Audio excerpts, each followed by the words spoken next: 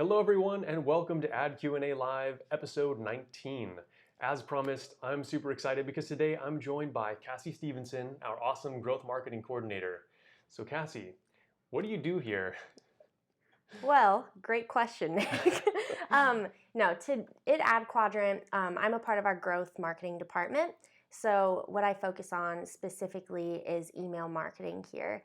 I've been heading that for a while now, and it's super fun. I get to be really creative and work with the rest of the team, and it's awesome. Awesome. So with email, I hear you talking about ESPs and campaigns and lists and segmentation and all that stuff. Like, what is all of that? Yeah, Like, where do we begin? There's a lot of moving pieces with email marketing, and I think a lot of times when people think of email marketing, it's just like bugging people and just inboxing as many people as you can and just spamming, honestly, when people think of it. But there's a lot more that goes into it, and it's really strategic. And so to begin, like, choosing the email service provider, the ESP that you wanna start up your email marketing on is a really vital part of the entire digital marketing experience. The one that you decide is basically going to determine all of your initiatives from there forward. So, for example, there's MailChimp and Campaign Monitor and HubSpot. Here at adQuadrant, we have a really close relationship. We're actually gold partners with the ESP Klaviyo, and so we work with them very closely. We have a great relationship with their team, and we're able to onboard brand new brands, established brands with this email service provider, and from there you start building out your campaigns and flows. So campaigns versus flows, they're completely different things. So real quick before we get into that, like what's kind of like special about Klaviyo? Like, why do we pick that one above all the others? It's just their capabilities are superior to a lot of the other ones. What they're able to predict about the users that we gather information from is amazing. Their actual templates that they provide us with are really awesome, and it's very streamlined. We're able to tell a really great story with Klaviyo, and I think that just having that capability just makes it a little superior to the other ones. Cool. Okay, and then sorry, you started. Oh yeah, no, it's no problem. So campaigns versus segments, or I'm sorry, campaigns versus lists. Was it? No, flows. Campaigns that's right. versus flows. Yep. So they're two completely different things, and I'll touch on segments in a bit. But cool. Campaigns versus flows. Campaigns are promotional newsletter, typically emails that you send out once or twice, maybe 3 times a week to users that you have their email address. So after a user opts in, they will start receiving newsletter campaigns from you a few times a week, where you can hit on a promotion that's going on or discuss an aspect of your brand that makes it different to other brands. Maybe you talk about, if it's in e-commerce, you can talk about a new collection that's on your page. And you send that out a few times a week, and it's basically a one and done email that users will get in their inbox, and then that's it. Flows are different, and there's a variety of flows, from welcome flows to abandoned cart to browse abandonment, and those are flows that are triggered based on the definition that we set within the ESP. So what's an example of? Sure. So the welcome email is the most usual flow that brands will have set up. So as soon as you put in your email address on a pop-up on a website, you'll typically get placed into a newsletter segment or list that will then trigger the welcome flow. Got it. So from there, you'll receive that first initial email from the brand welcoming you to the brand, maybe providing you with a 10% off discount. That's the welcome flow. And from there, you'll receive 2 or 3 more emails within that flow. Other flows like browse abandonment and abandoned cart, we're actually able to track what users are interested in on the site, and then from there provide them with maybe a discount or a reminder that they have a product in their cart. So what's the difference between browse abandonment and abandoned cart? So browse abandonment is if you're looking at a product on an e-commerce site and you're on the page for a bit and then just exit out, or you maybe leave your computer up. Because of what we've placed on the site, we're able to see that that's a product you were interested in, but you haven't placed it in your cart yet. Whereas abandoned cart is if you're looking at a product and you actually take that step of putting it in your cart and then you exit out or you forget about it. Typically a few hours later you'll receive an abandoned cart email just reminding you like, hey, you were interested in this product. Basically here it is, and you can actually click straight to your cart from the email itself. So it's kind of like retargeting for emails. Exactly. And it's really convenient for the customer as well, because I know, at least personally from a user experience, I will be interested in a product, and then once I exit out, I forget how I got there or what the product was. So just that subtle reminder of, hey, this is in your cart, maybe, here's 10% off, can help push users to make that purchase. Got it. Okay, yeah, we talked about that kind of like waterfall discount strategy in the context of paid media. Do we use kind of a similar strategy with email? Like, do we usually offer something right away if somebody abandoned their cart, or is it like sometimes a delay, or how does that work? I typically like to delay it just because of best practices. You don't want to offer a user something unless you have to, right? So if it's somebody's first purchase, maybe you send them their first browse abandonment email, and you don't offer a discount. And then you see that didn't work, so you can follow up, set up the second email of the flow with maybe a small $10 off or 10% off, and then the user can apply that. So how does the ESP know whether or not people purchased? Like, how does that? Because of the definitions we set up. So that's what we will actually be setting up on the back end are the definitions that exclude users who have purchased. So we'll normally have definitions for VIP users who have purchased over a certain dollar amount or over a certain number of transactions on a site, or we'll have an engaged list who haven't purchased, so users who open the emails and click on the emails but haven't purchased from the site.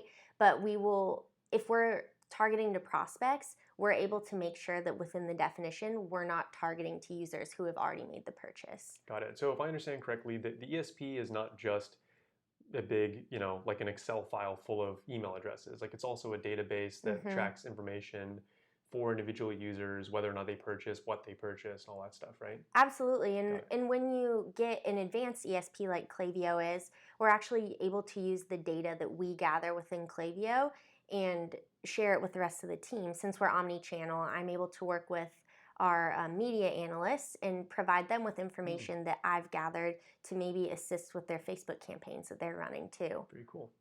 So, I guess in short, what are the benefits of doing email marketing? Yeah, so email marketing, I think, is a really great way to engage prospects, but also follow up with users who maybe made their first purchase a few months ago but forgot about your brand.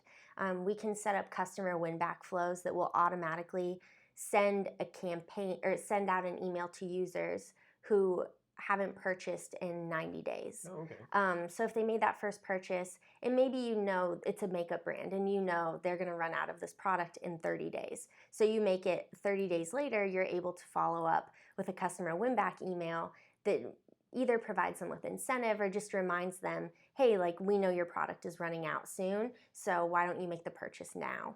I can definitely identify. I just got one from Sephora a couple days ago. Yeah. So cool. Okay. So then, like, what kinds of companies can benefit from email marketing? I personally think that basically any company can benefit from email. Whether you're a company who's in e-commerce and you're trying to promote products, or we're trying to promote our podcast. We can, instead of trying to sell to users, remind them of every day at this time or every few days at this time we'll be publishing a new or we'll be live on YouTube. And then users can go onto YouTube at that time because they're able to gather that information from email. So as much as it's focused on making sales, it's also about that storytelling and really like organically involving customers and prospects like with your brand. You're able to tell a story that really you can't tell on any other sites or any other platforms. When a user just sees your short ad, that's all the information you're able to tell them. With email, between all of the flows and all of the campaigns we're able to send out, we can tell a story regardless of what your brand is. So although e-commerce is typically what you see coming into your inbox, I think that it's beneficial really for any sort of promotional usage. Cool. And I know, most marketers, I mean, the first thing they're going to think of is like, what's the return? I mean, in terms of like dollars in, dollars out, I mean, is email pretty effective or? Absolutely. The ROI on email is one of the highest of the platforms. Typically, the entry for email is pretty low, especially if you're a brand new brand starting out and you don't have any lists or email addresses yet. You're going to be building that up, and obviously, the more that you have, the more expensive the email service providers are. Okay, so they charge basically on the size of the Yes, list of email addresses? but what's great about it is they're inexpensive for the number of emails you're able to send. We send multiple campaigns every week for our clients, for our own personal brand, and it costs so little compared to the returns that we see.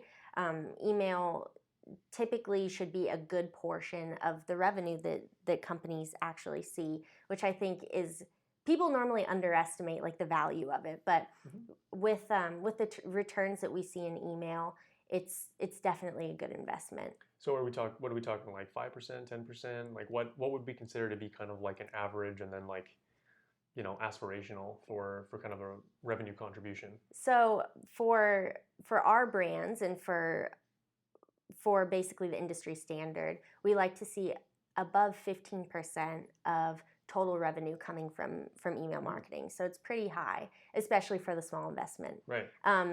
But on a high level, we've seen brands get up to the mid 30s for the percentage of their total revenue coming from email marketing. Wow. So it's really powerful if you're using it correctly. If you're building the right segments and you're targeting the right people at the right time, it's a really powerful tool. Got it. Now, did we talk about segments? I don't think so. Okay, I mentioned it because I got excited about it. All right. Segments are the definitions we build to build out like basically certain segments or lists, and then we're able to use that to target with specific products to them or a specific promotion.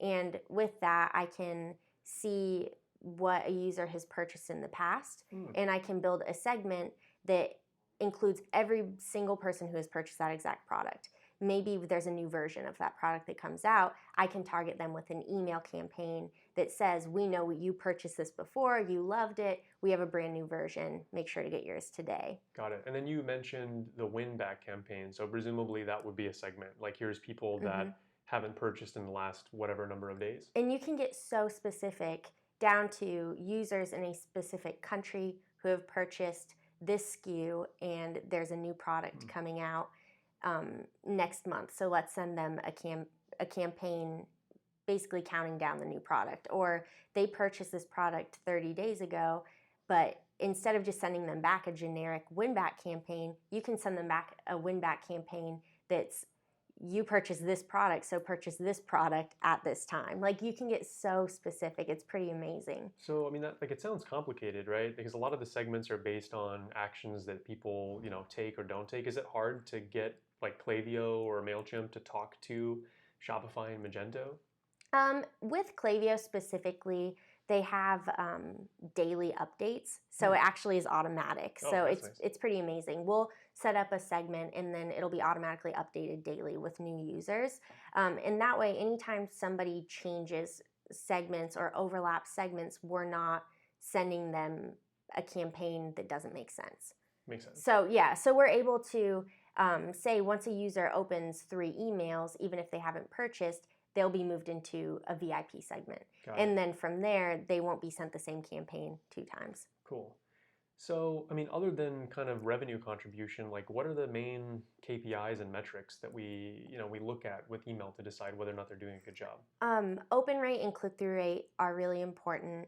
A huge aspect of email is making sure that your emails actually get delivered, because a lot of e-commerce brands, a lot of agencies even deal with the problem of being sent to junk or being spammed.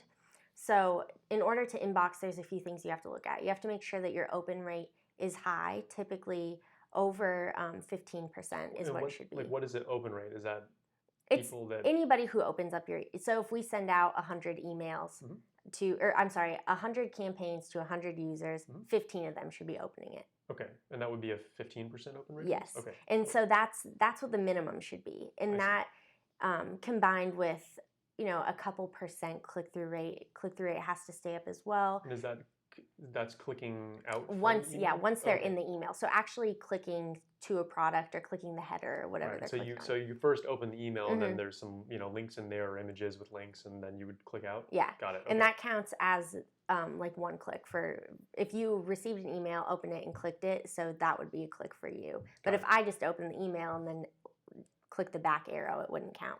Got it. And so you mentioned that like kind of the floor as far as open rate that we're looking for is like 15%. What's a good like click? Was it click out or click through? Click through rate. Click It's through? still yeah, CTR. Yeah. So it's 1% or higher. Okay, Is what we're looking for.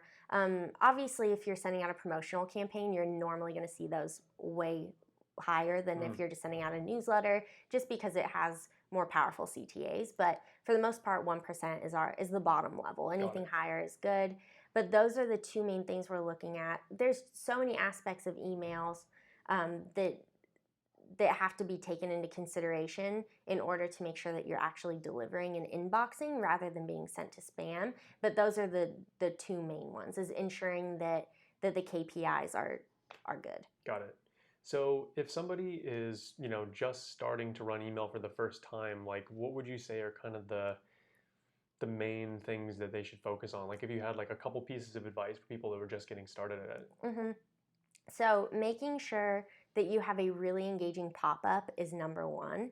And we can build the pop-ups in our ESP. A lot of ESPs actually allow you to build the sign-up forms within the platform. Oh, so they have like the code is already there. Yes, And you could just and makes it so easy, and it also just makes it even more seamless because the pop-up is similar to the welcome email, so it's not like a completely different brand. You can really stay on brand with that. But making sure you have a really engaging pop-up to actually start building out your newsletter list, because without a newsletter list, who are you going to send the emails to? And then making sure the first welcome email is really, really strong. Just telling the users a little bit about your brand and why they should be interested in you, and then making sure that you have the two browse abandonment and abandon cart set up. Those are really important as well. If a user is interested in their product, but like I said, exits out or puts it in their cart and forgets about it, just that subtle reminder. Those emails are normally pretty short and they're just straight to the point. And then just making sure that your users know that you're engaging with them. It's supposed to be a really organic, like the communication in email is so different than any other platform, any other sort of ads. So actually being able to have, like, if you have any questions, respond to this email, and having somebody respond back to users. Like it's a really organic way of communicating, but also pushing sales at the same time. Yeah, I guess I never really thought about that before, but you don't really see the kind of, I mean, you do sometimes see the super clickbaity stuff, but a lot of it seems to be more conversational. It's supposed, yeah, and it's supposed to. That's what makes email so powerful. Is a lot of times if you receive a good email in your inbox, it doesn't really feel like a spammy promotional email. It feels like I'm getting this custom code because I've purchased from this brand before and I really like it, or because I'm interested in this brand, like they're telling me more. Like I can respond to this email address if I have questions. It's supposed to be very conversational. Very cool. Awesome. All right, so I think we covered a lot of the kind of big topics that we wanted to go over. Was there anything you can think of that you wanted to touch on? Not really. I touched a little bit on like how it can be applied to the omni-channel narrative, how we're able to tell a story and stay on brand. Even if you're good at HTML, you can code an email from scratch and have it match your website exactly. There's so much opportunity, so many templates to use. It's pretty awesome. Very cool. All right. Well, I guess if you don't have any other things you want to cover, then we can probably call it here then. Awesome. Cool. All right. Well, as usual, thanks for watching. Don't forget to hit the like and subscribe button, and tune in next time. Thanks.